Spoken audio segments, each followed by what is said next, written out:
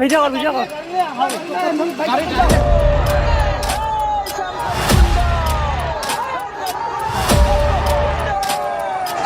কোথায় ভুলে গেছে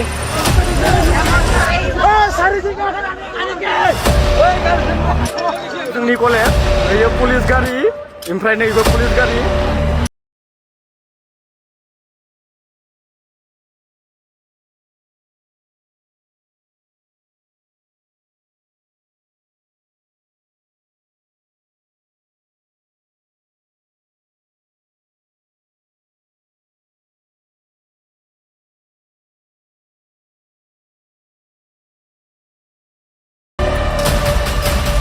खुलुमबाय रायजो राजा नोंथांमोनखौ बयखौबो इउएन ब्लग इउट्युब चेनेलाव नोंथांमोनखौ बयखौबो बरायबाय आंनि बे इउट्युब चेनेलाव लोगोफोर नोंथांमोना नुबायानोसै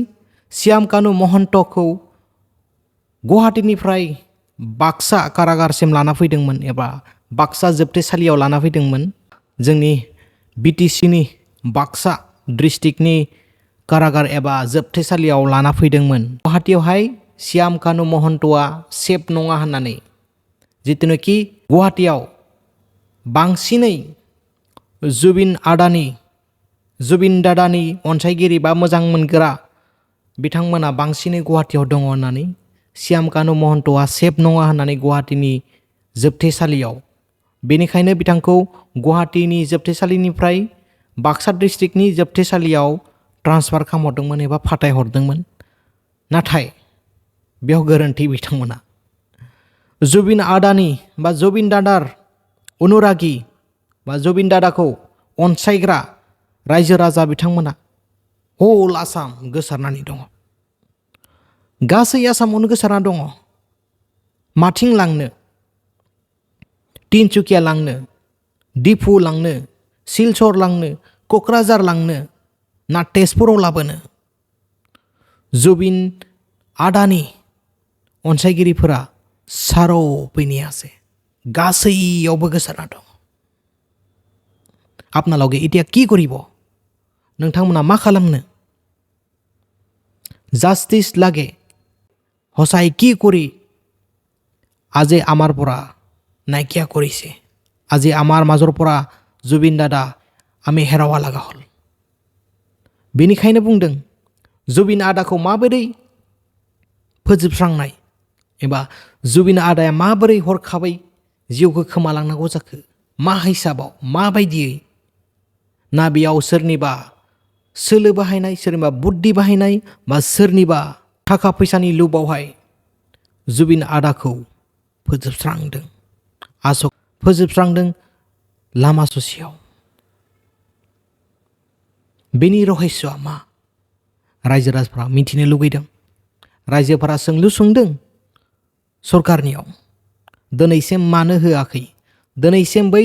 रहस्यनि खेंफोरथिखौ मानो होआखै आसाम सरकारा दिनै डेड बडिखौ जुबिन आदानि डेड बडिखौ बिथांमोना पस्टमर्टेम खालामबाय बिथांनि सोलेरखौ पान्चतत्वआव बिलिन खालामबाय जुबिन आदानि सोलेरखौ गोथै देहाखौ नाथाय दिनैसिम एसेबां गोबाव जाबाय मास मोनसे बारलायलांबाय किन्तु बिथांनि पस्टमर्टेम रिपर्टआबो दाबो उदाङाव फैयाखै सोराङाव फैयाखै हेमन्त सारनि सीएम सारनि बुंनाय बायदिब्ला बिसरा रिपर्टखौबो 10 तारिखाव मोनगोन होनना बुंदोंमोन नाथाय बिसरा रिपर्टआ फैबाय फैनायनि उनाव सिदा जेरावनोखि जुबिन आदानि पस्टमर्टेम खालामदोंमोन जुबिन आदाखौ गुवाहाटीयावहाय खनसेबाव खननै पस्टमर्टेम खालामदों बिथांखौ पस्टमर्टेम खालामदोंमोन सिंगापुरावहाय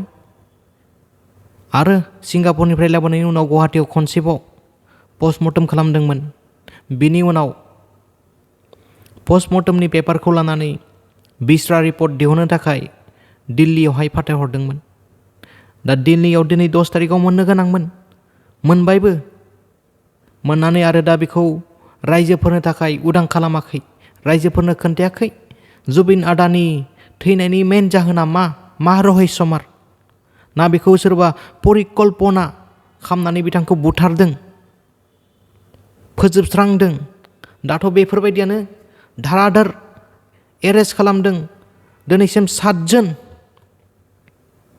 दिनै बिमादैनि फिसाज्ला सासेखौबो पुलिस बिथांमोनखौ खाबाय पुलिसा आसलते मा रहस्यमार आसलते माबायदि सिखोमानो नागिरदों जाय बिथांमोना कालप्रिट बिथांमोनखौ सिखोमानानै थाखाय होबथानो थाखाय साजानिफ्राय बारग'होनो थाखाय बिथांमोनखौ मा जाहैनो थाखाय एसेबां दाहालागै जुबिन आदानि रहस्यखौ मानो खोन्थायाखै रायजोफोरनो 19 सेप्तेम्बरावहाय बिथांनि जिउआ जोबस्रांदोंमोन 19 सेप्तेम्बराव दिनै बेसेबां दिन जाखो दिनै 15 अक्ट'बर दिनैसिम गैया बिनि पस्टमर्टेम रिपर्ट फैबाय मोननै नाथाय पस्टमर्टेमाव मा जादों मा ओंखारदों बेखौबो जेबो खोन्थायासै दिनै बिस्रा रिपर्ट फैबाय 10 तारिखाव बिस्रा रिपर्ट फैनायनि उनाव दिनै सानबा बारलांबाय हप्ता मोनसेयानो जानोसै गाबोन फैबा किन्तु बिनिबो गैया अडिस रिपर्ट गैया मोनबाय होननानैल' बुंदों बिस्रा रिपर्टखौ नाथाय बै बिस्रा रिपर्टआव मा जाहोननि थाखाय जुबिन आदाया रुंसारि जानांदों एबा गोमालांनांदों बे संसारनिफ्राय बे बुहुमनिफ्राय बेफोरखौ जेबो फोरमान होआखै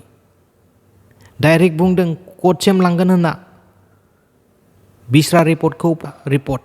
बे मोननैखौबो कर्टआवहाय लांगोन उकिलनो हैनाय जागोन एबा जाजनो हैनाय जागोन अब्ला रायजो राजाफ्रा बोरै मिथिनो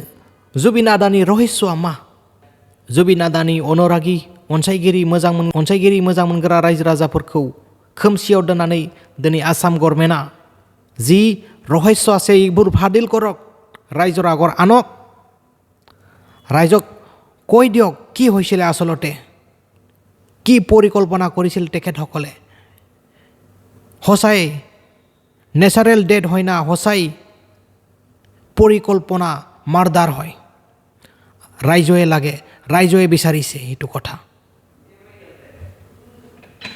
আজি বাস্কাৰ কাৰাগাৰৰ সন্মুখত যি ঘটনা ঘটিছে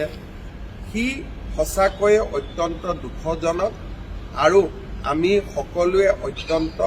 মনো কষ্ট পাইছোঁ কাৰণ অসমৰ দৰে এখন সভ্য দেশত বা ভাৰতৰ দৰে এখন সভ্য দেশত ন্যায় প্ৰদানৰ প্ৰক্ৰিয়া সম্পূৰ্ণ কৰাৰ বাবে আদালতৰ ওপৰত আমি সদায় আমাৰ বিশ্বাস ৰাখিবই লাগিব মহাত্মা গান্ধীৰ মৃত্যুৰ পিছতো ন্যায়ৰ প্ৰক্ৰিয়া হৈছিলে আৰু নাথুৰাম গডছেক শাস্তি দিবলৈও তেতিয়াও ন্যায়ালয়ে এবছৰৰ পৰা 2 বছৰ সময় লৈছিলে ৰাজীৱ গান্ধীৰ মৃত্যুৱে হওক ইন্দিৰা গান্ধীৰ মৃত্যুৱে হওক প্ৰত্যেকটো ঘটনাৰ শাস্তি ন্যায়িক প্ৰক্ৰিয়াৰ মাজেৰে হৈছিল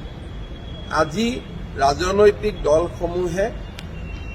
ৰাইজক সাধাৰণ ৰাইজক যি সঁচাই জুবিনক প্ৰাণ ভৰি ভাল পায় জুবিনক প্ৰাণৰ শিল্পী জুবিনক আপোন বুলি ভাবে আমাৰ দৰে অসংখ্য যি জুবিনৰ অনুৰাগী তেওঁলোকক উত্তেজিত কৰাৰ বাবে যি প্ৰচেষ্টা মই ভাবো যে ই সঁচাকৈয়ে অসমৰ স্বাৰ্থত নহয় ই বহু দিনলৈ অসমক ক্ষতি কৰিব CA আন্দোলনে যেনেকৈ অসমক বহু দিনলৈ ক্ষতি কৰিছিল এই ব্যৱস্থাটোৱে অসমক বহু দিনলৈ ক্ষতি কৰিব মই ৰাইজক আহ্বান জনাম যে যাৰ ৰাজনৈতিক উদ্দেশ্য আছে তেওঁলোকক ৰাজনীতি কৰিব দিয়ক কিন্তু সাধাৰণ জনতাই ন্যায়ালয়ৰ ওপৰত বিশ্বাস ৰখা উচিত আৰু অসম পুলিচে নিৰ্ধাৰিত সময়ত তদন্ত শেষ কৰি ন্যায়ালয়ৰ সন্মুখলৈ জুবিনৰ ঘটনাত দোষী সকলোকে ন্যায়ালয়ৰ সন্মুখলৈ লৈ যায়